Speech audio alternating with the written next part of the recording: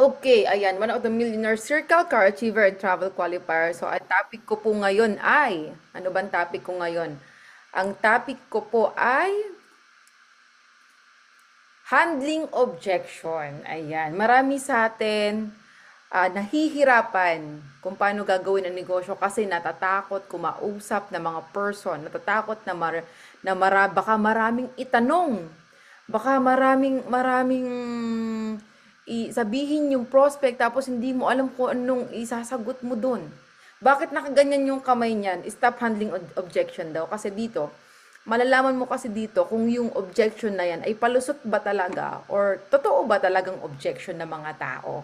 No? Ano ba yung kailangan nating gawin para hindi tayo mahirapan na mag-handle ng mga objection? Okay, ito yung dapat nating malaman. Meron kasing dalawang klase ng networker. Tanungin nyo, ito tingnan nyo kung alin kayo dito sa dalawang ito, okay? Meron kasi tayong tinatawag na professional networker at saka amateur networker. Ang professional networker, sinusort niya yung people. Pinipili niya. Inaalam niya kung qualified ba yung tao. No? Paano pag sinabing qualified? Ikaw yung mag-a-assess sa tao kung qualified ba yan sa negosyong inaalok mo. At ito naman yung mga amateur networker. Siyempre, kapag beginner ka, lahat dumadaan talaga sa amateur networker na kung saan kinukonvince nyo ang tao, lahat ng flowery word sinasabi mo, kinukulit mo ang tao na mag-member ka dito, ganyan-ganyan. Pinipilit mo sila. Which is, hindi pala siya maganda, hindi pala siya tama as a networker. So, kailangan, naging amateur networker ka na kinukonvince mo yung tao na sumali para magkapera ka kasi iniisip mo yung kikita ka. Dito, dapat maging professional ka. Isusort mo yung mga tao. Ikaw mismo as networker, isusort mo, pipiliin mo. Maliwanag ba yun sa inyo? Klaro ba?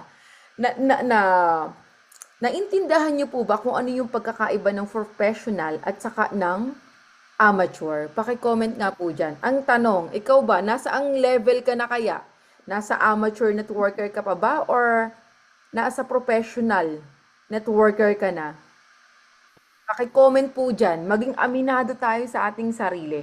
Kasi kapag aminado ka sa sarili mo na nasa ganyan level ka pa, ibig sabihin mag-grow ka, open ka pa, open-minded ka, interesado kang matuto talaga. Okay. Parang wala nagko-comment na. Let me see. Amateur, okay. Good. Okay. Ayan. Anyway, alam nyo sa sarili nyo kung nasa ang level kayo ng pagiging networker. Next tayo, yan. You cannot handle objection without knowing their why first. Importante ba na malaman natin kung ano ba yung reason why nila? Paki-comment nga po dyan. Importante ba na malaman kung ano yung reason why nila? Kung bakit nila gagawin ang negosyo? Importante po ba yon?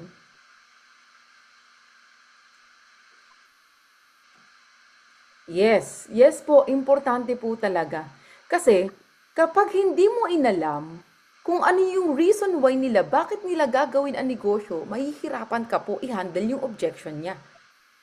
Kasi kapag yung tao na yan, nalaman mo kung ano yung reason why niya, ibig sabihin, mas magiging interesado siya. Ibig sabihin, nasabi niya sa'yo kung bakit niya gagawin ang negosyo. Diba?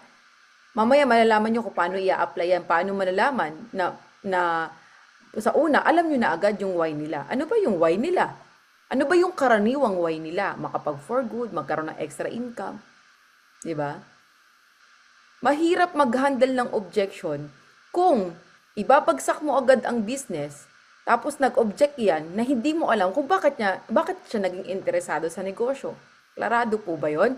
So ito, may 4 na step kasi para ma-handle yung objection. Qualify and build rapport.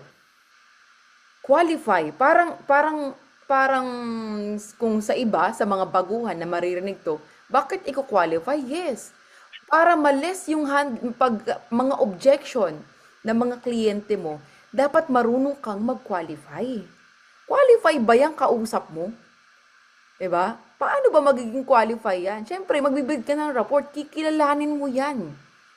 Form. Alam nyo ba yung form? Pakitype nga dyan kung alam nyo yung form. Pakitype po yung mga may alam dyan para malaman din ng iba. Ano po yung form na yan? Sige po. Yung form na yan, ang ibig sabihin niyan ay family, occupation, recreation, message. Yan yung stage na pakikipag-usap mo sa tao na tatanungin mo about sa family niya. Tatanungin mo about sa occupation. Halimbawa, sa family niya, kamusta yung family niya? Kamusta yung anong nangyayari sa family niya? Kamusta ang father, ang mother, mga anak, mga kapatid? Ano ba yung trabaho niya? Yung trabaho ba niya okay sa kanya? O na baka nagrereklamo siya? 'Di ba? Recreation, after ba niya magtrabaho, ano pa yung other na pinagkakaabalahan niya? Tapos saka mo ibibigay yung mensahe. Kaya siya tinawag na form. Family, occupation, recreation, message. Ano pa yung pangalawang hakbang? Identify the reason why. Iyan yung sinasabi ko sa inyo kanina. Di ba nag-aalok tayo ng negosyo? Kikilalanin natin, i-interviewin natin yung mga person, yung mga prospect, yung mga client natin. Then, sa pag-i-interview natin, merong mga question doon, may mga magic question, may mga ginawa kong scripted question dyan na, bakit ba nila gagawin ang negosyo? Bakit ba siya naghahanap ng extra income? Ano ba yung reason why niya? Malalim ba yung dahilan niya o mababaw lang? Kasi malalaman mo dyan kung malalim ang dahilan niya, ibig sabihin, interesado talaga siya.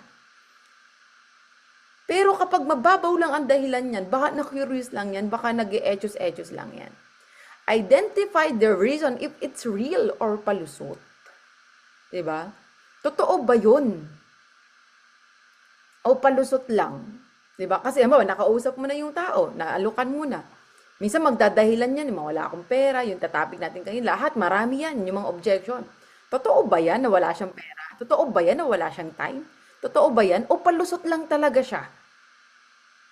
Dapat marunong ka mag-identify. Malalaman mo yan kung reason yan or palusot kung alam mo yung background niya at kung alam mo yung reason why niya.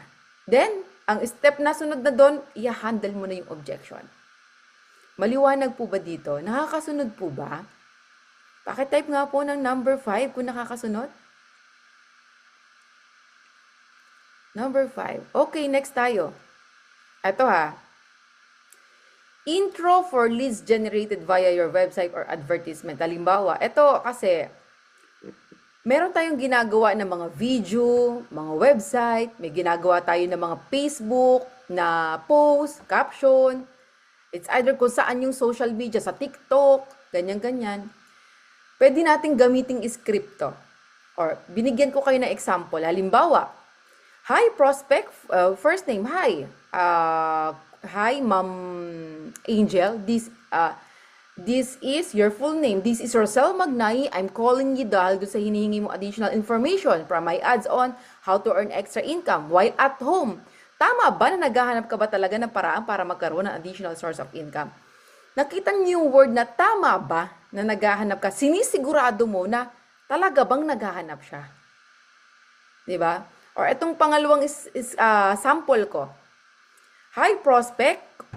Hi Coach Gina. Hi Ma'am Gina.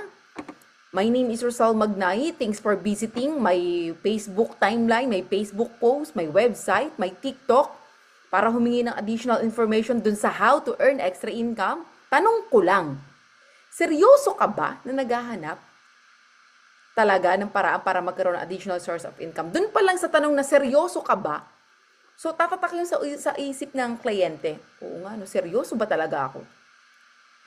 Yan yung mga pwede nyong gamitin. I-edit nyo lang yan, i-revise nyo lang yan. Or ito, may mga high prospecting, thank you sa inquiry mo. Bawa, may nagtanong, paano ba gawin yan nasa Facebook mo? May mga gusto muna akong itanong sa'yo para malaman natin parehas kung para sa'yo ba ang opportunity na ito, kung qualified ka ba sa team namin. Dito pa lang sa script na to, malalaman ni prospect na hindi mo siya pipilitin. Siya yung may pangangailangan sa'yo. Okay? Nagets po ba? Ayan, next tayo. Find out their reason why. Paano ba ma-find out yung reason why? Anong reason bakit ka naghahanap ng additional income? Anong reason bakit mo kailangan ng additional income? Curious lang, bakit ka interesado na magkaroon ng additional source of income? Diba? Screenshot nyo po ito, pwede nyo magamit yan talaga. Pwede mo bang i-share kung bakit mo gustong kumita ng additional income? Ito po yung mga questions sa client, ha? Pwede mo bang sabihin kung bakit gustong matuto paano kumita ng additional income gamit ang internet? Bakit ka naghahanap ng additional na pagkakitaan? So, dyan pa lang sa question na yan, malalaman mo, ano ba talaga yung reason why nila? Baka kasi na-click lang, na-curious lang, baka nakikichismis lang. So, malalaman mo. Okay? Digging deep example question. Halimbawa, natanong mo na, gaano ba kahalaga? Bakit ka naghahanap ng additional income? So, digging deep, ibig sabihin, yung reason why niya, may follow-up question ka doon. Para malaman mo kung talagang seryoso siya. Like this question, gaano kahalaga sa'yo na magkaroon ng additional na pagkakitaan? Diba? Ito, kapag tinanong mo to ng ganito, gaano kahalaga sa'yo?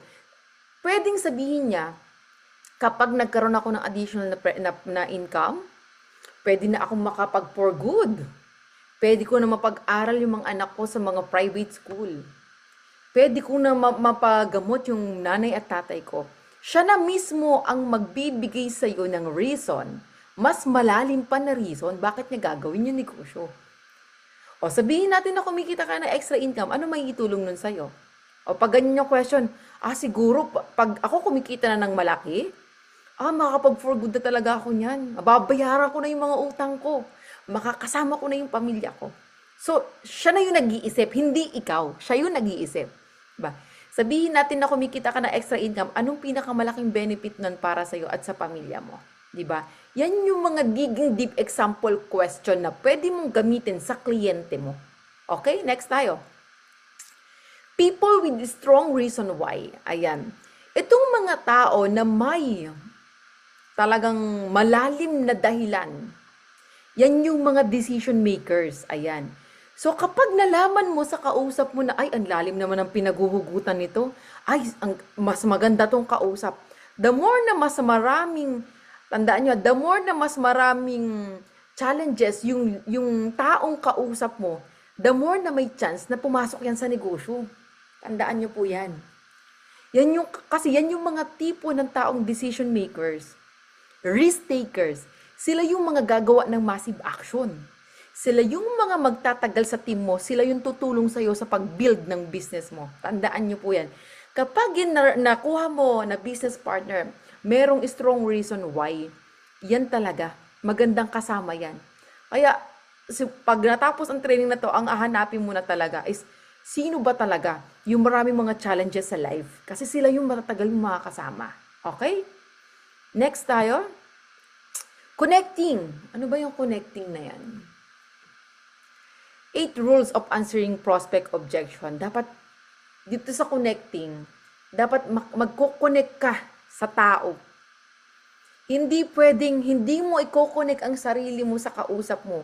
Hindi pwedeng nagbabase ka lang sa script. Heart to heart yan. Kausapin mo yan. Kaya nga may tinatawag tayong 8 rules of answering prospect objection. May 8 rules po. I-type nyo nga po dyan 8 rules. 8 rules. 8 rules. Tingnan natin kung kayo ay nakakasunod pa. 8 rules. Okay? 8 rules. Parang isa lang nakakasunod Okay, sino pa magta-type dyan? Okay, ayan. Okay, 8 rules. Excited na ba kayo sa 8 rules na to? Kapag ito itong 8 rules na to, ay grabe, napaka-smooth na lang makipag-usap sa person. Number 1 rules, never argue. Pag sinabing never argue, huwag kang mag-aaksaya ng oras makipagtalo sa prospect na super negative or hindi interesado. Wala namang kasing nananalo sa pakikipagtalo. Pakikipagtalo nga yan, bakit ka mananalo, di ba? Kung tingin mong hindi qualified, yung prospect na kausap mo, ikaw yung mag-reject. Simply reject them in your business. Sabihin mo lang, halimbawa, Angel, mukhang hindi ikaw yung tipo ng taong hinahanap namin na para sa opportunity na ito. Salamat sa oras mo. Di ba? Hindi ka nakikipagtalo ha. Guys, spend your time sorting and talking to qualified prospect. Yung oras mo, ano mo lang sa mag-sort ka. I-qualified mo yung prospect mo. Di ba? Kasi wag kang mag-aaksaya ng oras sa mga tao para lang makapagtalo. Guys, tandaan nyo, this is a sorting business. Pipili lang kayo ng mga tao na makakasama nyo sa negosyong ito. At dapat, nakatatak sa mind nyo na ang hahanapin nyo lang mga tao ay yung mga taong para sa business na to na hindi pababagsakin yung business mo. Sayang kasi yung time nyo. Pag yung mga taong kinakausap nyo, negative na nga, pinipilit nyo pa din. Di ba? Eto pa, never argue. Huwag kayong makikipagtalo ha. Hayaan nyo lang. Never take it personally. Baka ngayon, hindi pa. Then sa banda-banda dun, saka pa niya marirealize. Number 2 rules. Never convince. Kung mataas ang belief mo, yung level ng belief mo, at kung naniniwala ka talaga na makakatulong sa kanila yung ating opportunity, yung ating product, hindi mo kailangan mag-convince. Hindi mo kailangan mag-hard sell. Ano yung kailangan mo? Ang kailangan mo lang, isell mo yung vision. Hindi mo kailangan na manatili sa pagiging amateur. Diba? Guys, kasi yung mga tao na sobrang pinipilit, sobrang nagko-convince na lahat na lang ng word sinabi, ganyan-ganyan, yan yung mga tao na hindi mataas ang belief sa pinasok niyang opportunity. Guys, sa pakikipag-usap sa tao, ibigay nyo lang yung eksaktong information about sa negosyo. Tamang mindset na ibabagsak mo sa tao. Hindi mo kailangan mag-convince kasi sila na mismo ang magkukonvince sa sarili nila kung bakit nila kailangan pasukin ang negosyong ito. Diba? Are you learning? Okay, ito. Number 3. Never assume negativity. Bakit never assume negativity? Dito, sa number 3 rules, madalas kasi yung mga objection na itatanong din sa atin ng mga kliyente natin, yan yung mga sincere na concerns. Hindi naman kasi porket may objection ng tao, negative na agad yan eh. Kapag nga may objection, minsan yan yung sign of buying. Diba? Kailangan mo lang gawin, i-dig deeper mo yung question kung bakit niya kailangan, kung gaano kahalaga. Katulad nung sinabi ko sa inyo kanina, yung script, i-dig deeper question mo, gaano ba kahalaga sa kanila extra income. Wag mo agad iisipin na kapag nag-object yan, negative agad yan. Meron kasing mga tao, mayroong mga leader, na kapag may nag-o-object na sa kanila, pag may mga katanungan na, parang nauutal na lalo, parang kinakabahan. Guys, sign of sign of buying yan, sign of na nagiging interesado sila. Pero syempre, sabi ko nga kanina, titingnan nyo kung palusot lang or talagang objection yan, di ba? Kasi yung mga taong interesado, mas malalim ang tanong ng mga yan. Ibig sabihin, pag mas malalim ang tanong ng mga yan, magandang kausapin yan. Dapat ready ka. Dapat alam mo yung mga knowledge na dapat mong ibigay sa kanya para hindi ka mahirapan. Always be the one asking. Ikaw ang kailangan na nagkokontrol ng pag-uusap nyo. Hindi pwedeng siya yung tanong ng tanong din, di ba? Kailangan may mga question kang nakaredy rin. Di ba? Kasi pag wala kang question na nakaredy, yari ka dyan. Tatanungin ka ng tatanungin yan. Diba? At syempre, minsan kasi pag nagtatanong na si prospect, para nawawalan ka na ng gana, yung energy mo bumababa na. Lagi mong tatandaan, dapat ma-maintain mo yung posture mo, yung energy mo. Okay? At saka ang maganda dito, yung always be the one asking. Bawa, na i-share mo yung knowledge, yung information, tatanungin mo, ano yung maitulong sa kanya. O diba? Siya na yung mag-iisip. Always listen carefully kapag nagkukwento si client. Kasi, ito yung pinaka-importante din. Kasi kapag nagkukwento si client, ibig sabihin, nagiging comfortable siya. Doon mo malalaman kung ano yung ibabanat mo sa prospect mo kapag nagkukwento na sila. Guys, etong always listen carefully. Minsan, alam nyo ba yung word na nahuhuli mo minsan ng tao sa sarili niyang bibig? Diba? Kapag kwento yan ng kwento, dapat ang tenga mo, kinig ka lang muna ng kinig din. Para malaman mo sa prospect mo kung paano mo siya matutwist into business, paano mo siya matutulungan. Guys, tandaan nyo, ang pinakatrabaho nyo talaga dito as a networker is yung makikinig ka at magtatanong. Okay? Pag nagtanong ka, makinig ka. Pag nagtanong ka, makinig ka sa isasagot niya. 'Di ba? Huwag mo hayaan na siya yung magtatanong sa'yo. 'Di ba? Okay? Tell your prospect what to do next. Ito pinakamahalaga talaga to. Yung mga na-qualified nyo na prospect, lagi may tanong yan sa isip nila, ano ba yung sunod na gagawin? Kaya dapat alam mo yung buong sistema ng one-click society. Ano yung step by step na kapag pag nagpadala siya, i-encode. Pag na-encode, anong gagawin niya?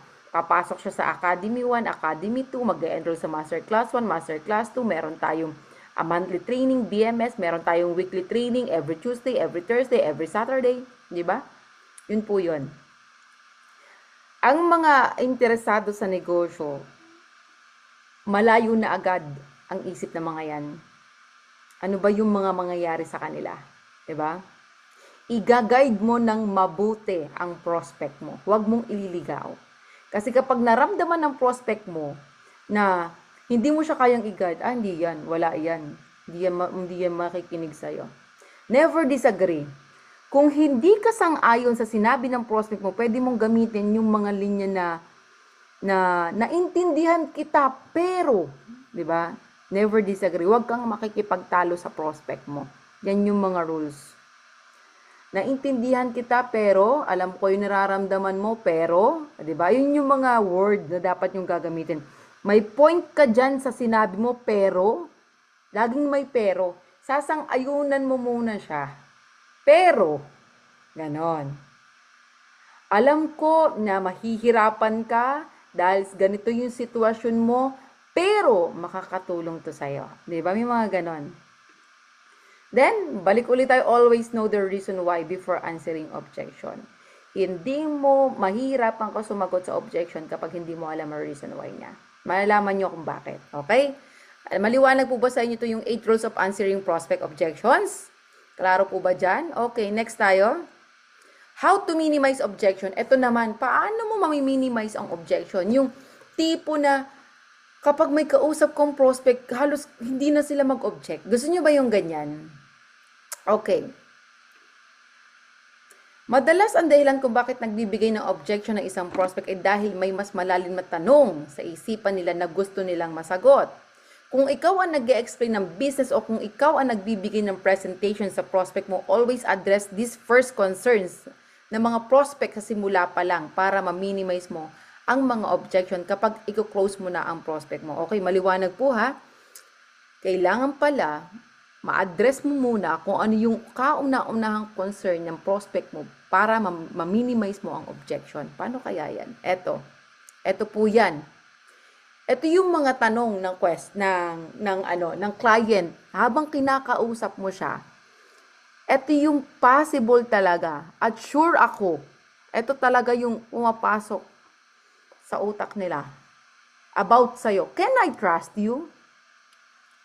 Alam mo ba, unang-unang nasa isipan ng mga prospect natin kung mapapagkatiwalaan ba talaga tayo?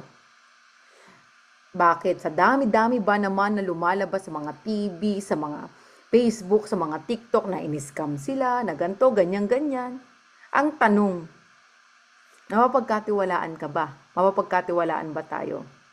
Kaya importante na ma-establish agad natin yung tiwala sa tao. Kasi kung walang tiwala sa'yo, paano ba may establish yung trust na yan? Ikukwento mo din sa kanya yung buhay mo, yung pinagmulan mo. Bakit mo ginagawa tong negosyong ito? Magiging comfortable ka sa kanya, magiging comfortable siya sa'yo.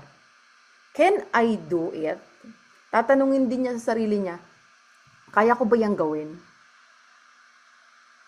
Kasi minsan, kaya nagkakaroon din ng objection yung mga tao. Nagguguluhan sila, kaya ba nila na may trabaho na sila tapos gagawin pa nila yung part-time na to? Lalo sa mga OFW.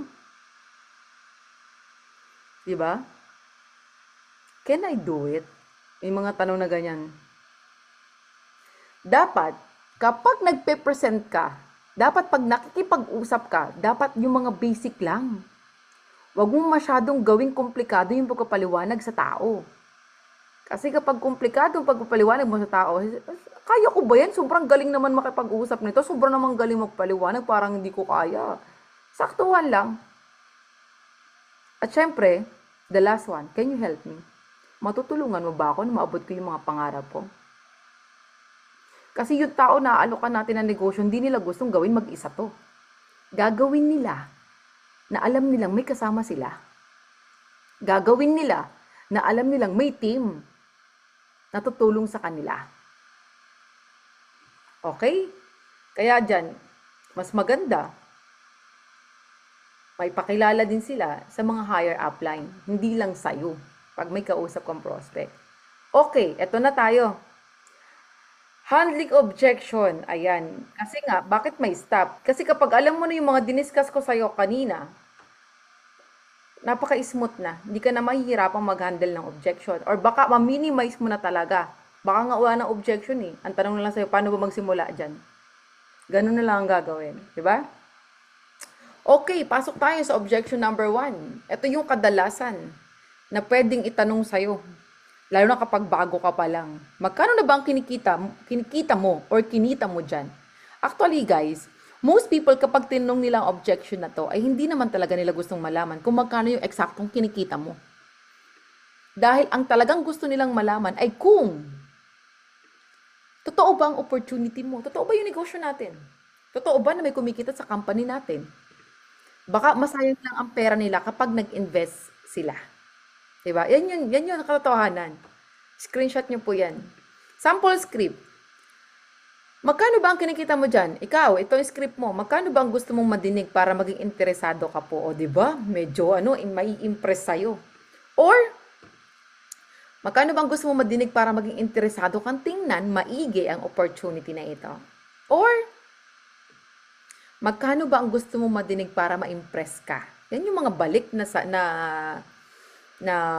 script sa client. Ganito yung magiging flow ng usapan. Magkano na ba ang kinikita mo dyan? Sabi ni prospect. Sabi mo naman, magkano bang gusto mong madinig para maging interesado kang tingnan maigi itong business na to? With smile emoticons, kasi lagi lang naman tayong chat, di ba? Halimbawa, prospect, 30,000. Kung kinita mo na yung sinabi niyang figure sa'yo, sabihin mo lang, great, yan ang kinikita ko dito. Gusto mo bang ituro ko sa'yo kung anong ginawa ko para kitain yung ganong income? Or kung hindi mo pa kinikita yung sinabi niyang figures, ito ang isagot mo. Ikaw to ha. Well, basically kakasimula ko pa lang sa business na to. Kaya hindi ko pa nare-reach yung ganyang level ng income. Pero let me tell you about Miss Rosel Magnaye, na kumita na ng ganyan dito sa company na to. About Mentor Joseph Paran, na kumita na ng ganyan dito sa company na to. About, ikwento mo yung upline mo. Ikwento mo yung mas matataas sa'yo. Huwag kang magsinungaling na kinikita mo na yan. Kasi the end of the day, kapag sinabi mo na kinikita mo na yan, tapos hindi pa naman totoo, mahihirapan ka. Mahihirapan kang i-build ang trust sa prospect mo kasi umpisa pa lang, nagsinungaling ka na. Sa mga bago dito, gamitin nyo yung script na yan. Magkwento ka muna ng ibang tao. Diba? At least yung bagong prospect mo, pwede mong sabihin sa kanya, since bago pa lang ako dito, sabay tayo na kunin yung mga pangarap natin. 'Di ba? Yan yung script. Next tayo. Kwento mo yung maikling istorya ng taong binanggit mo, then tell your prospect this. Kung willing ka ding aralin at gawin yung ginawa niya, possible din na kitain mo yung income na kinita niya. Willing ka bang matutunan at gawin yung ginawa niya? Ganyan pa lang sa mga question na yan. Ang question na gagawin mo dapat, yung sagot lagi na oo. Dapat maging matalino ka sa pagtatanong. Na yung tanong mo na hindi sila sasagot ng hindi. Di ba? Lahat ng sagot ng prospect dyan, oo. Okay, good. Ito yung unang gagawin mo para makapagsimula. Then, kapag ganyan na yung prospect, okay, guide mo na siya. Discuss the business. Guide mo na siya. Okay, objection number 2. Pag-iisipan ko muna. Ito madami eh. Natatapos mo na yung yung business. Number 1. Kung na-qualify mo ng mabuti yung prospect na kausap mo, ito yung pwede mong isagot sa kanya. Let's be honest with each other. Nandito ka ngayon at kaya tayo nag-uusap ngayon ay dahil may goals ka na gusto mong ma-achieve at may problema ka na gusto mong masolusyonan. Sabi mo, ito na ha, dito natin magagamit yung why nila. Sabi mo, gusto mo na makapag-for good. Ngayon, pinakita ko sa iyo ang solusyon na makakatulong sa iyo. Ngayon, tatanungin kita, ano pa yung kailangan mong pag-isipan? So, dyan natin magagamit yung mga reason why nila. Diba? Screenshot nyo po yan. Let's be honest with each other. Andito ka ngayon at kaya tayo nag-uusap ngayon ay dahil gusto mo magbago. May mabago sa buhay mo. Yan yung mga script. Then ito yung sabi mo, your reason why, ngayon pinakita ko sa iyo yung solusyon, makakatulong sa iyo. Ngayon tatanungin kita, ano pa yung kailangan mong pag-isipan? Diba? So guys, gamitin niyo yung mga script na to. Siyempre, magagamit nyo itong script na to kapag alam niyo yung reason why nila. Sample. Etong objection na ito, isa to sa mga objection na madalas gawing palusot ng mga hindi qualified. Ibig sabihin, nagpapalusot lang. Ito yung sinasagot ko sa mga prospect na tingin ko ay nagpapalusot lang. Okay? Pag-iisipan ko muna, sabi ni prospect. Alam mo, tama ka. Pag-isipan mo muna maigi at nang mabuti to. Kasi ayaw ko din na mag-invest ng oras na turuan ka tapos hindi ka naman pala ganun kadesidido na gawin tong business na to. Ito yung contact number ko. Open lang naman yung Facebook ko. Bibigyan kita ng 2 days or 1 week para makapag-isip na mabuti. Kapag hindi mo ako na-contact within 1 week, 1 or 2 days, well, consider na hindi para sa'yo ang opportunity nito. So, dito pa lang sa script na to, hindi ka namimilit. Dito pa lang sa script na to, may pahabol. Hahabulin ka ni prospect. Ay, grabe, ganun pala talaga yung opportunity na to. Hindi ako hinahabol, ganun. Diba? Answer number 3. Possible din naman na baka may hindi lang naintindihan yung prospect mo sa presentation nyo. Kaya niya sinabi, yung objection na pag-iisipan ko, kung tingin mo ay ganun, ito naman yung scenario na pwede mong isagot. Pag-iisipan ko muna. Meron ka bang hindi naintindihan dun sa business presentation ko? Wala naman. Sabi ni prospect, okay naman. Pwede mo bang sabihin kung ano yung kailangan mong pag-isipan? Ayan. Dig deeper pa rin yung question. Ano ba yung kailangan nilang pag-isipan? Siyempre, magbibigay yan si prospect. Kaya listen carefully. Diba sabi kanina, dapat marunong kang makinig. Diba kanina, dapat ikaw yung nagtatanong, dahil pag tinagtanong ka, listen ka sa sagot nila. Yung tungkol sa ganyan-ganyan, diba? Magbibigay siya ng mga sample. Help your prospect na makagawa ng informed decision by educating them properly about your opportunity. Yung ibang mga prospect na may ganitong objection ay may mga confusion lang about your business o kaya naman ay kailangan lang nila ng additional information para tuluyan silang makapag-desisyon. Okay? So, kailangan pala, alam mo lahat ng information, detail by detail, sa negosyo mo. Kasi kapag hindi mo alam ang detail by detail ng business natin, mahihirapan ka talaga makipag-usap sa prospect. Okay, next tayo. Kapag wala silang maisagot, ito ang pwede mong sabihin. Prospect name. Okay, Angel, I want to ask you a direct question. Please answer me honestly. Okay lang ba? Okay. Diba? Answer me honestly. Okay lang ba? Siyempre, okay sa ganyan. Pwede mo bang sabihin sa akin kung pag-iisipan mo ba talaga ang pagsali sa business na to? Alam mo, karamihan kasi sa mga nakakausap namin ay sinasabi lang na pag-iisipan nila ito. Pero ang totoo, ayaw lang nila maka-disappoint ng tao. I want you to know na you can tell me honestly. Pag-iisipan ko talaga ang sagot ni prospect. Ito yung mga sample na flow. Okay, I will give you a week para mapag-isipan ang opportunity na to. Kung sa tingin mo ay talagang makakatulong sa iyo ang opportunity na ito para magkaroon ka ng additional source of income, I'll be happy to help and guide you. Okay? So, yan yung mga flow na pwede mong gamitin kapag may prospect kang kausap. Okay? Kung hindi naman, walang problema dito sa business ito. Hindi naman kailangan mamilit dahil alam namin na napakaraming Pinoy ang nangangailangan ng ganitong klase na opportunity. Nandito lang kami para ipakita magandang opportunity na to. Kailan kita pwedeng kontakin? Next week? O, di ba? May mga ganon. O, objection number 3, yayaman ba ako dyan? Magkano ba kikitain ko dyan? Guys, be honest, the answer is hindi ko alam. Bakit? Magkano ba kikitain ko dyan? Sagutin mo lang ng honest. Gusto mo ba ng honest na sagot? Siyempre naman. Oo. Diba? Hindi ko alam. Hindi ko alam kung magkano kikitain mo dito. O kung kikita ka ba dito. Gusto mo bang malaman kung bakit hindi ko alam? O, diba? Honest na sagot yan, ha? Sige, bakit? Hindi ko kasi alam kung anong gagawin mo kapag sumali ka sa business na to dito. Kasi kapag wala kang effort na ginawa, wala ka din kita. Pag konti lang ang ginawa mong effort, konti lang din ang kita mo. Pag malaki ang effort mong ginawa, malaki din ang kikitain mo.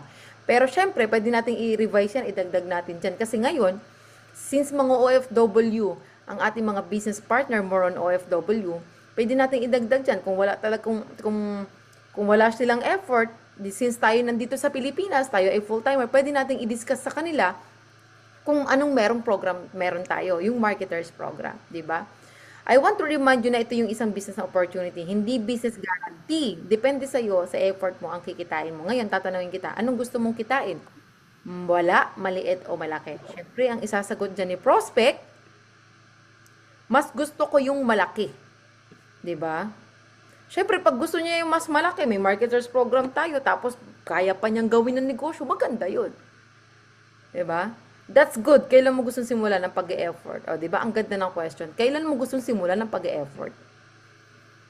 Okay? Next tayo. Ano pa yung sample dyan?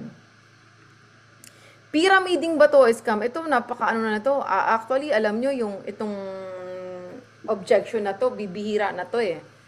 Kasi, ano na, ang networking kasi, alam na talaga na hindi naman siya pyramiding, hindi naman siya scam. Pero, meron pa ding mga person na hindi masyado sa social media kaya hindi nila alam ang tunay na meaning pag sinabing pyramiding or scam, 'di ba? Maraming paraan para sagutin ang objection na to, pero ito yung unang nakakatuwang paraan para sagutin. Nakakatawang objection na to. Have fun answering objection at unti-unti mong i-build ang self-confidence para darating din yung time hindi mo na madidinig ang objection na to. Ganito lang yan, pyramiding ba to? Ibalik mo. Anong ibig mong sabihin? Yung mga illegal? Sabihin ng prospect, oo. Yung tipong nangangako na mag-i-invest ka lang tapos dodoble na ang pera mo kahit wala kang gagawin. Sabihin ng prospect, oo. Yung mag-i-invest ka lang ng pera tapos wala kang makukuha ang produkto, basta sabi nila kikita yung pera mo. Sabihin ng prospect, oo. Yan yung mga reverse psychology po ang tanong na to. Ano po?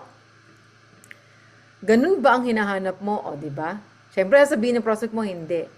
Okay, that's good dahil kabaliktaran ito nun. Teach him or her kung ano yung pinagkaiba ng pyramiding ang scam. Alamin nyo po dapat yon. Dapat alam nyo, ano ba yung pinagkaiba ng pyramiding at scam? Di ba? Ang pyramiding scam na yan, yung maglalabas ka ng pera, wala. Actually, yung unang sinabi ko, yun na yung mga yung maglalabas ka ng pera, wala kang gagawin. Di ba? Yung maglalabas ka ng pera, walang produkto, ayan. Sa mga legitimate network marketing opportunities, pero parang halos sinabi na din sa kanya yung mga yun, di ba? Yan yung una kanina. Yung maglalabas ka ng pera, pero wala kang gagawin. Yun na yun, yung mga pyramiding at scam. Una, dito, ang maganda dito, hindi ka nangako na siguradong kikita sila kahit wala silang gagawa. Pangalawa, pinaalam mo na may kapalit yung investment nila at may nakukuha silang produkto. Nalinaw mo na para kumita sila ay may kailangan silang gawin. Dun sa mga question mo kanina ha. Okay. Answer number 2. Pyramiding ba to? Magandang tanong yan. Pwede mo bang sabihin kung ano yung unang pumapasok sa isip mo kapag nadidinig mo yung salitang pyramiding? Ang daming sasagot dyan.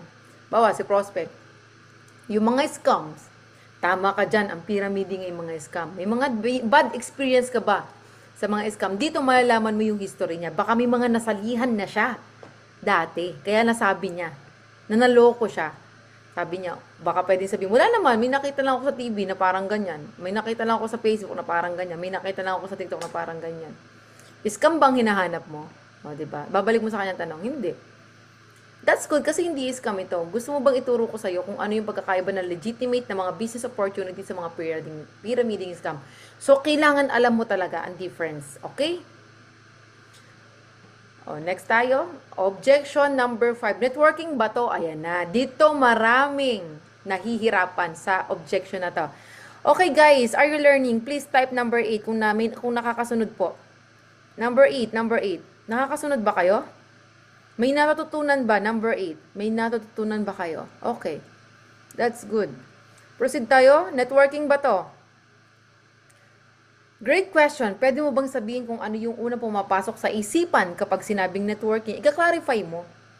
Kasi pag tinanong niya networking ba to, alamin mo bakit parang anong-ano ka na ba sa networking? Ano ba pumapasok sa isipan niya pag sinabing networking?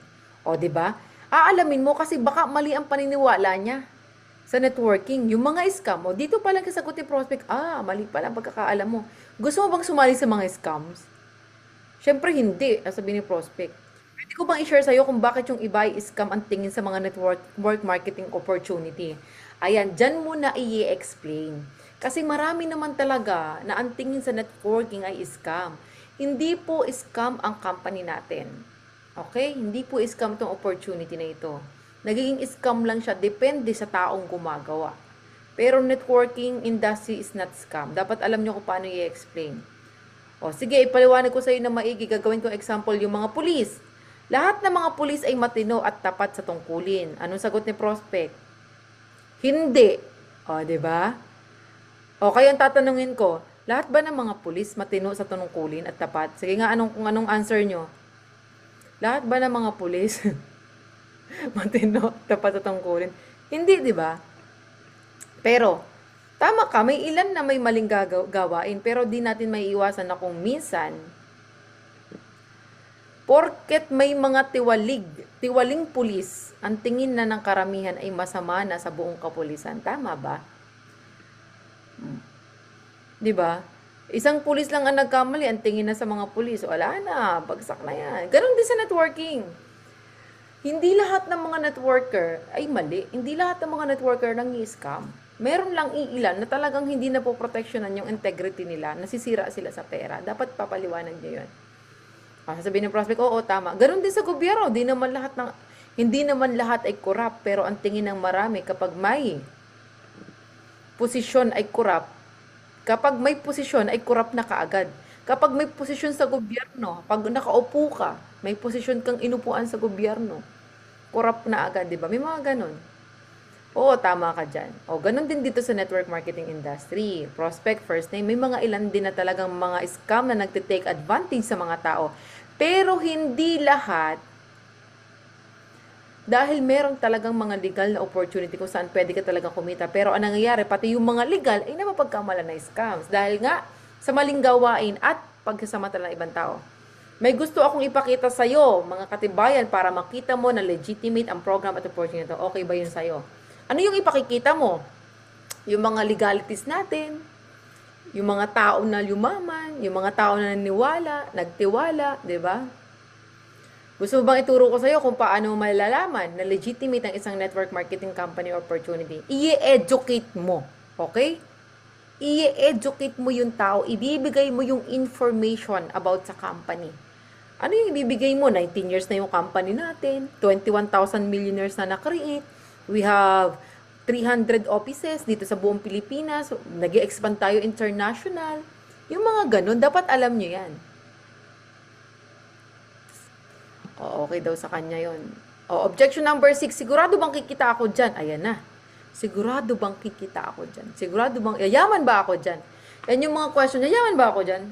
Depende yun sa'yo dahil itong business opportunity ay hindi naman business guarantee. Pero alam mo ba kung ano yung sigurado? Ano yun? Kung patuloy mo pa din gagawin ang ginagawa mo at kung hindi ka gagawa ng bago, kung ano man ang sitwasyon mo ngayon, 5 years from now, malamang, ganun pa din magiging sitwasyon mo. Ito, medyo nagmamindset na to. Diba? 5 years from now, malamang inaasahan mo pa din na the reason why. Kaya dapat importante talaga, alam niyo yung reason why nila. Makakapag for good ka, wala ka namang ginagawang bago. Gusto mo pag-aral sa private school ang anak mo, wala ka namang ginagawang bago. 'Di ba? Sigurado mangyayaman ka dito. Depende kung gaano mo ka gusto magkaroon ng pagbabago sa buhay mo. Tanungin kita, sigurado ka ba talaga kanina nung sinabi mo na gusto mo na makapag for good? Gusto mo makaahon sa kahirapan? 'Di ba? Gusto mo maibigay yung magandang buhay sa pamilya mo? Yun yung mga reason why. O, sasabihin ng prospect, oo, syempre. Handa ka na bang gumawa ng bago? Oo. Then discuss. Welcome sa team. Tuturo ko sa'yo kung paano ka makapagsisimula. Okay? Paano kung walang ma-recruit, ma-invite, mapasali? O, ito na daw. Curious lang, bakit mo na itanong yan? Ayan yan yung balik na tanong. Paano kung wala akong ma-invite? Ang ginagawa kasi na iba, hindi, marami ka ma-invite dito. Hindi, ano yan? Madami kami nga, dami na invite eh. Curious lang, bakit mo na itanong yan? Baka kasi pagsali ko, wala akong ma-invite. Tanungin kita, masaya mo bang coachable ka? Masasabi mo bang willing kang pakinggan yung mga tinuturo namin sa'yo? At willing ka bang gawin yung mga ipinapagawa namin sa'yo para makapag for good ka na? Para makasama mo na yung mga anak mo? 'Di ba? Mame-mention mo yung reason why niya. Or pwedeng ito, tatanungin kita, masaya mo bang coachable ka? Masaya mo bang willing ka pakinggan yung mga tinuro namin sa'yo? At willing ka bang gawin yung mga pinapagawa namin sa'yo para maging successful ka sa business na ito? Yan yung mga tamang tanong. Or sabihin niya, willing ako. Okay, great. May iba ka pa bang concern bago ka magsimula? O, diba? Yun na yun. Dire-diretso na yan. Discuss mo na yung business, i-guide mo na siya. Wait, welcome sa our team. Let me guide you kung paano ka makakapagsimula sa business mo. O, diba? Ang mahal ng pay-in, ang mahal ng investment pay-in. I understand and I'm sure may dahilan kung bakit mo nasabi na mahal yung 10,500, 11,980 or 18,980. Ano yung dahilan mo? Magkasalita yan, kasi magtutuition pa yung anak ko. Kasi ganito may maintenance yung nanay at tatay ko. Kasi ganito pinapadalan ko yung asawa ko, yung ipag ko, lahat na. Oo, naintindihan kita. Sa totoo lang, ganyan din yung akala ko bago ako sumali dito. Pero kung may result ka na, ito ang sabihin mo. Pag may result ka na yung may kausap ka, magkukwento ka na dito. Share ko lang sa'yo itong storya ko nung sumali ako dito, nag-invest din ako. Ayan, may 8-9. Dati kasi ganyan ang price. Ngayon, kumita na ako ng. Kung ikaw, bago ka pa lang dito, ikwento mo yung upline. Ikwento mo yung higher upline. Magkwento ka ng kwento ng ibang tao. Huwag mo na ikwento yung sarili mo. 'Di ba? Kasi mahihirapan ka pag sinabi mong kumita kaya ng ganito, ganyan-ganyan. Hindi pa naman kasi bago ka pa lang. Katulad nung kanina, 'di ba, yung script ko kanina. Ito, pwede mong tanong. Tatanungin kita, tingin mo, possible ba na mas malaki pa yung ibabalik sa'yo kumpara sa ilalabas mo kung mag-join ka dito sa Empowered Consumerism? 'Di ba? Kung meron ka ng result. Pero kung bago ka pa lang ito, magkwento ka, dapat may mga picture ka. Mga picture ka ng mga tao na naging successful dito, lalo sa ating society. O, ito nga, dating estudyante lang to. O, dating OFW, nag-for good na. Si Coach Rhea, si Coach Maricar. 'Di ba? Ito, dating masahista, dating empleyado, si Master Rosel, 'di ba? Dating estudyante, nag-drop, si Mentor Josette. Dapat alam niyo yung mga kwento. Kasi kapag hindi kayo magaling magkwento dito, mahihirapan talaga kayo makapagpapiin. Dapat magaling kang storyteller. Okay? Next tayo, wala akong pera. Ayan na, maraming ganito talaga. Pwede mo magtanong kung ilan ba sa'yo, magtapatan tayo sa isa't isa. Ayan. Yes, bakit? 'Di ba? Ibig mo bang sabihin na interesado ka sa business na to pero wala ka lang pera? O sinabi mo lang na wala kang pera dahil mabait kang tao at ayaw mo akong ma-offend kaya hindi mo kaagad masabi na hindi ka interesado?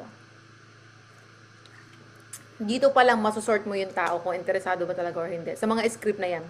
O kapag sinabi nilang hindi sila interesado, ito ang sabihin mo. Sabi ko na di ba? Parang patawa, chill ka lang. Ikaw talaga, walang problema, I understand. Hindi naman kasi talaga para sa lahat ang business na to, di ba? Tatawa ka na hindi ka nasasaktan, tapos may kabig. Parang siya yung ano ba yan? Parang hindi ba ako para yumaman? Siya na yung mag-iisip nun eh. Diba? Ang hinahanap ko lang ay yung interesadong matulungan ng opportunity na ito. Ibig sabihin, parang makukonsensya siya. Mag-guilt feeling siya. Hindi ba ako para sa negosyong yun? Ang ganda-ganda ng business na yun. Ganun yun. Or, pwede din ito. You can also ask for referral. Ayan, para hindi matapos. May kilala ka bang gustong kumita ng additional 30,000 per month? Diba? Kapag nakita niya to, bakit ako magre-refer? Di ako na lang gagawa, di ba? May mga ganun kasing person. O, kapag sinabi nilang interesado talaga sila, kaso wala lang talaga silang pera, ang kailangan mo lang gawin ay turuan sila kung paano mag-isip ng mayaman, how to think like a rich person. Tuturuan mo sila ng mga strategy kung paano sila makakapag-create ng puhunan. Ano yung pwede nilang gawin. Kaya kasi nila nasabi na wala silang pera dahil meron pa silang poor mindset, tama. Gusto nila yung business pero hindi nila alam kung paano maging resourceful. Hindi nila alam kung paano makakagawa ng paraan para makapag-raise ng puhunan. Tuturuan mo sila kung paano mag-isip ng parang mayaman. Yung madiskarte ba? Ano ba yung pwedeng mangutang kasi negosyo naman ang pupuntahan. Pwedeng magsangla kasi negosyo naman yung pupuntahan. Pwedeng magbenta ng mga pwedeng ibenta kasi negosyo naman yung pupuntahan. Tuturuan mo lang. Parang ganito yung senaryo Naintindihan ko yung sitwasyon mo Nung una kong nakita tong business na to, ganyan din yung sitwasyon ko at ganyan din yung sinabi ko, wala akong pera. Pero, na-realize ko, kung wala akong gagawin na paraan at kung wala akong gagawing bago, wala ding mangyayaring bago kung 5 years ago sinabi ko sa yung salitang wala akong pera. Malamang, 5 years from now, paulit-ulit ko pa din sasabihin yung salitang wala akong pera. Yan yung mga script na mabisa pag ginamit mo yan. Kaya ang ginawa ko, gumawa ako ng paraan. Tell your prospect, anong ginawang paraan? Ako, sinasabi ko, ako nangutang talaga ako. Mabuti na lang na pangutang ako. Kasi kung hindi ko nakagawa ng paraan, wala na. Okay, ikaw magkatanong ka. Ito yung gusto kong itanong sa'yo. Gusto mo ba habang buhay na lang sasabihin yung salitang wala kang pera? Diba? Yan yung mga question. Na-screenshot nyo ba yan? Siyempre, hindi ang sasabihin ni prospect. Ano yung 3 bagay na pwede mong gawin para makagawa ka ng paraan, para makapag-raise ka ng puhunan? So, mag-iisip si prospect dyan. Diba? Make them feel uncomfortable with their situation. Ito yung pinakamahalaga. Make them feel uncomfortable with their situation. Ipa-realize mo sa kanila na yung sitwasyon nila ay hindi maganda. Wala akong pera. Totoo bang wala kang pera? Oo, totoo. Anong pakiramdam ng walang pera? Pagkatapos mong magtanong, tumahimik ka at pakinggan mo yung sasabihin niya. Kasi mag-iisip yan, anong pakiramdam na walang pera? Ang hirap, hindi makagawa ng mga dapat gawin, kontrolado lang, limitado lang yung gusto mong gawin kasi wala kang pera. Mag-iisip yan Sasabihin niya, hindi okay. O, di ba? Paano hindi okay? Pwede mo bang i-explain? Let them talk. Mararamdaman nila yun, di ba? So, hayaan mo silang magsalita na magsalita kasi tinanong mo nila kung anong pakiramdam. Siyempre, sabihin mo, makikinig ka. Siyempre, dapat makinig ka talaga. Dapat klarado sa'yo, maliwanag sa'yo yung mga napakinggan mo. Prospect name, Angel, mukhang hindi nga okay ang ganyan sitwasyon, pakiramdam. Pero paano mo magagawang mabago yung sitwasyon mo kung hindi mo babaguhin yung ginagawa mo o kung wala kang gagawing bago? Yung tono ng boses mo medyo mahina, malumanay. Diba? Kung gusto mo na mabilis ang sagot, ito yung pwede mong sabihin. Seryoso ka ba kanina yung sinabi mo na makakatulong itong opportunity na to sa'yo? Para makaahon ka sa kahirapan, para makapag-for good ka? Alamin niyo yung reason why nila. Sinasabi ng prospect, oo, seryoso siya. Kasi siya na yung nagbigay ng reason why niya. Kung may isip kang 5 magandang paraan para makapag-raise ng pag-invest, para makapag-start ka ng business to, para makaahon ka ng kahirapan, makapag-for good ka na, ano-ano yung mga paraan na yun? Siya yung pag-iisipin mo kung ano yung gagawin niya. Tapos, aantayin mo kung hanggang kailan niya kayang gawin ng pera. Kayang gawin ng paraan. 'Di ba? Magkaiba yung wala pa akong pera sa wala akong pera. Okay? Ito yung sunod. Walang problema kung wala ka pang pera. Ang gusto ko lang malaman ay kung meron kang nakitang benefits, opportunity na makakatulong sa'yo para palagi kang merong pera. Meron ka bang nakikita? 'Di ba? Halos common lang din naman yung question, yung objection na yan. Ayan. Kasi pag sinabi niyang wala pa siyang pera, ibig sabihin interesado naman siya. Wala pa lang talaga siyang perang hawak. Ang tatanong mo na lang diyan, kailan siya magkakaroon ng pera? O sa katapusan. Great, welcome in advance. Kukontakin kita sa katapusan para mag-guide kita at maituro ko sa iyo kung paano makakapagsimula at para maranasan mo na kaagad yung benefits na nakita mo sa opportunity na ito. Dito magagamit yung reserve. Yung kukunin mo na yung details niya at kukunin mo yung exact date kung kailan siya magpapadala. Yan yung close deal na. Kasi sabi pa lang niya, wala pa akong pera. Diba?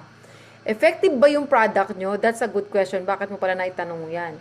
Guys, napakadali lang sagutin nito kasi sa tagal-tagal na ng negosyo natin, hindi ko nahihimay-himayin yan. Tagal-tagal na ng business natin, ang dami ng mga testimonial, napakadali na lang yan. Kuhanin nyo po yung mga success, real life testimonies ng products natin sa YouTube, sa Google, sa Facebook. Andyan na po lahat yan. I-send nyo lang ng i-send sa kanila. Diba? Then kapag may tanong about sa products, alamin nyo po yung technical training or in-depth product training para pag may question naman sila about sa product, masagot nyo po agad or ipanood nyo po yung video ng ating doktor na nagpapaliwanag ng ating produkto. Okay? Madali na lang po yung effective ba yung product nyo. Kasi kasama yan minsan sa mga objection. Pautangin mo muna ako, babayadan na lang kita pag kumita na ako. Ayan. Willing ka ba talagang mangutang para makapagsimula sa business na to? Sabihin nyo, oo.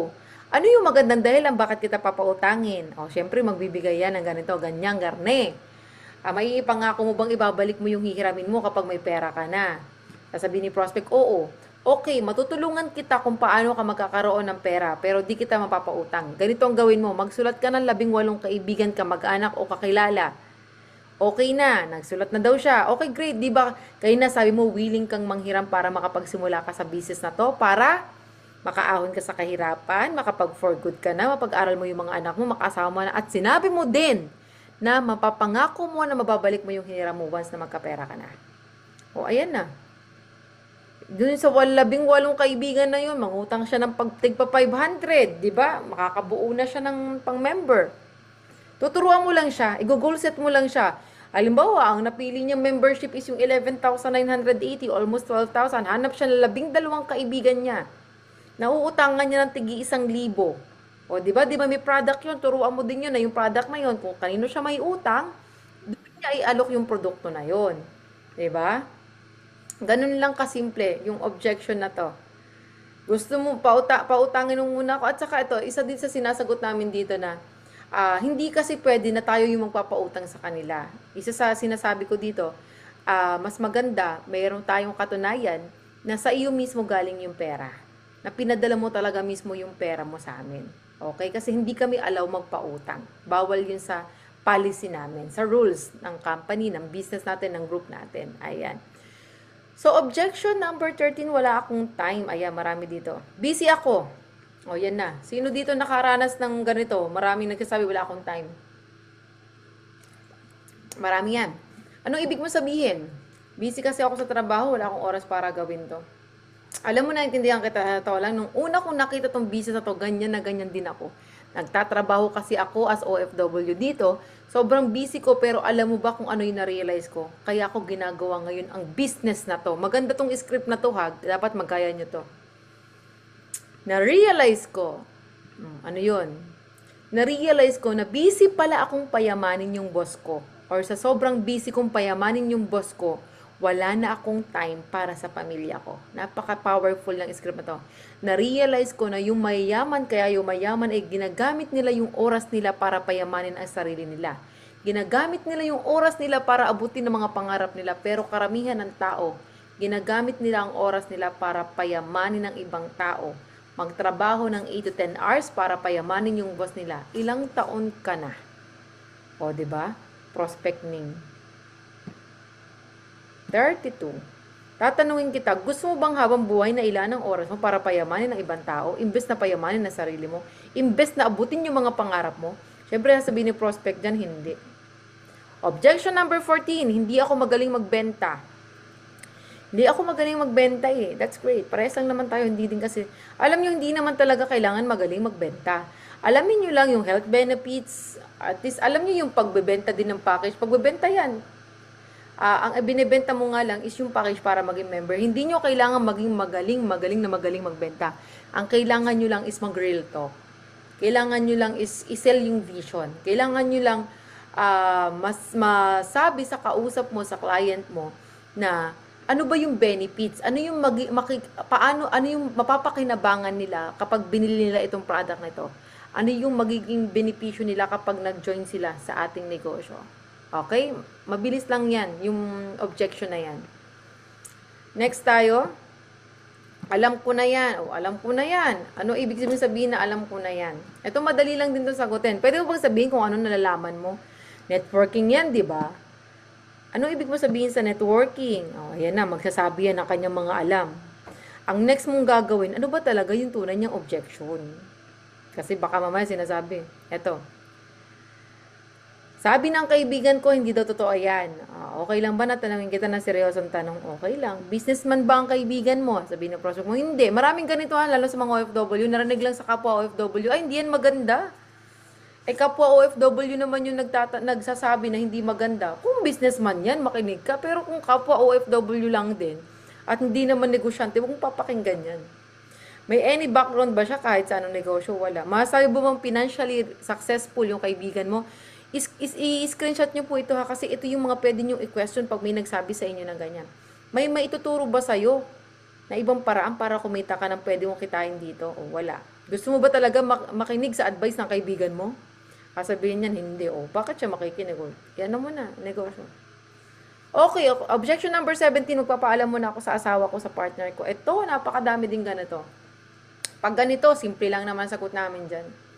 Prospect, papaalam ko muna sa asawa ko. Sasabihin mo ganito, okay, Angel, walang problema, pwede mong gawin yan. Pero tatanungin muna kita, seryoso ka ba kanina nung sinabi mo na gusto mo makaahon sa kahirapan?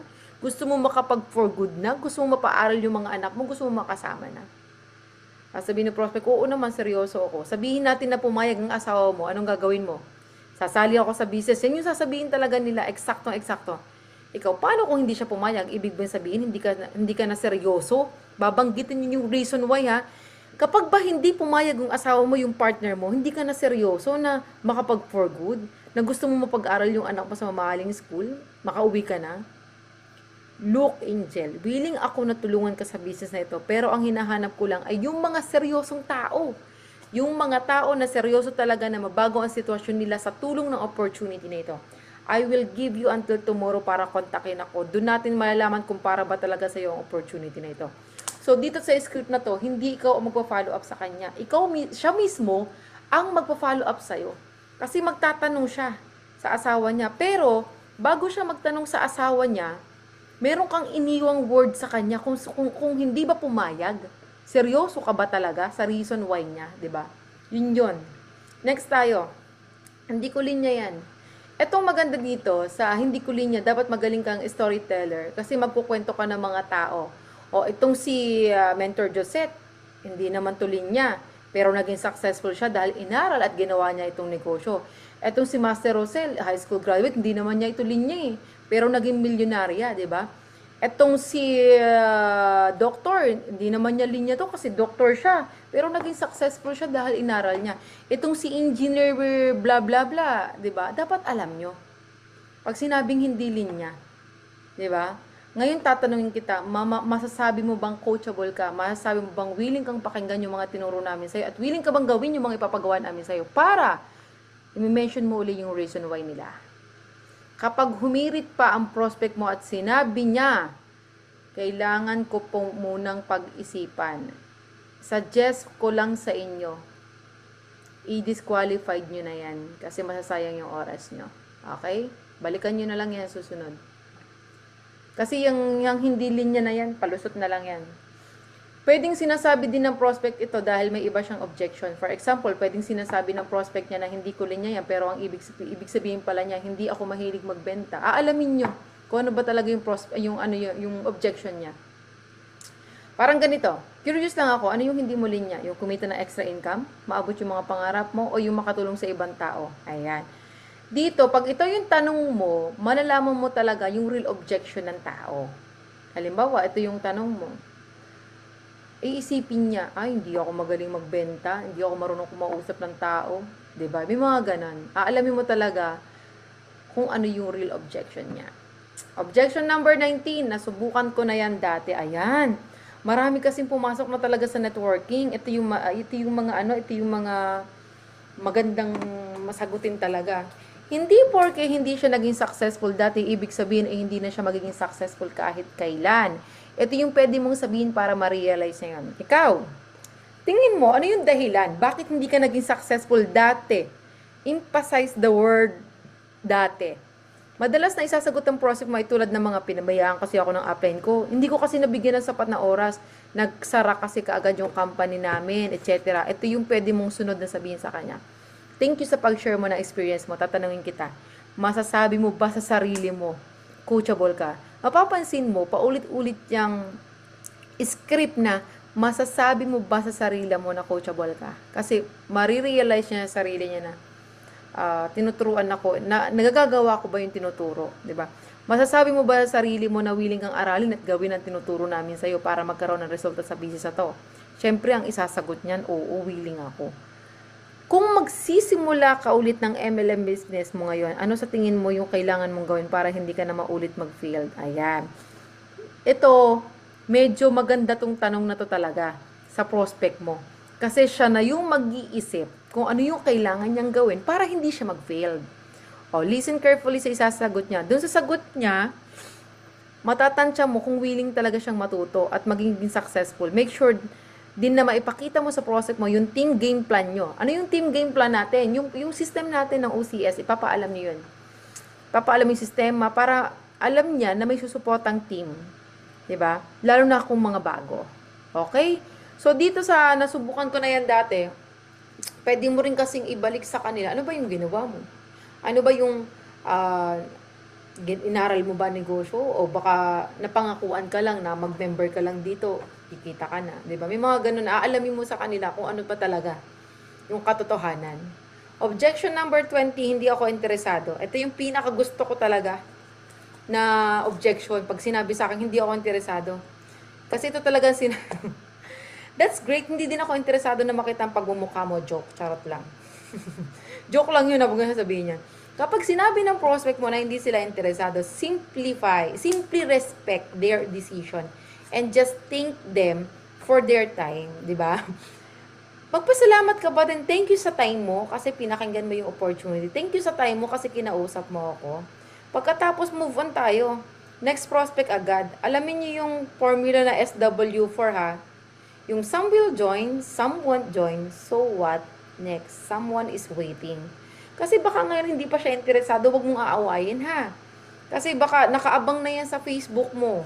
The more na maraming nagre-reject sa'yo, the more na maraming humihindi ngayon sa opportunity mo, tapos nagkaroon kayo ng connection, di ba kanina may connecting tayo, nagkaroon kayo ng connection, heart to heart nakapag-usap kayo, nagbabantay na yan sa Facebook mo. Okay? Hindi naman kasi niya sinabing hindi ako interesado forever. Hindi naman niya sinabi yung gano'n, no?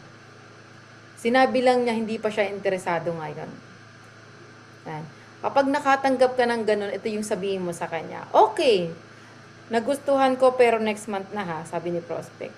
Okay lang naman yan, walang problema. Pero tatanungin kita, what's the difference kung magsisimula ka na ngayon kumpara sa isang buwan? Bakit mo pa gugustuhin na i-delay ang pagsali mo kung ngayon pa lang ay pwede mo nang simula ng experience at ma-experience yung mga benefits na makukuha mo mula sa opportunity to? Ano yung pumipigil sa'yo para makagawa ng action ngayon? Hindi ako interesado ngayon, pero next month pwede.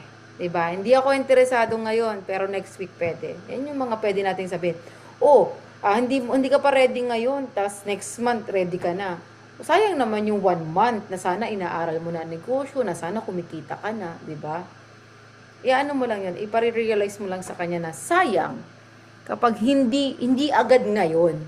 Di ba? Pero syempre, bibihira din tayo makakuha ng on the spot. Kasi nga, lalo na kapag sala sa oras, sala sa sahod. Nakasahod na sila ng 10. Nakausap natin sila ng September 15. Diba? So, next month na yan talaga. Diba? Pero pwede mo siyang paggawin ng paraan. Since sasahod naman siya, pwede pa din siya mangutang. Pwede ka mangutang para masimula mo na yung business na to. Since sasahod ka naman, bayaran mo na lang yung sahod mo. Okay? So, thank you. Tapos na ako.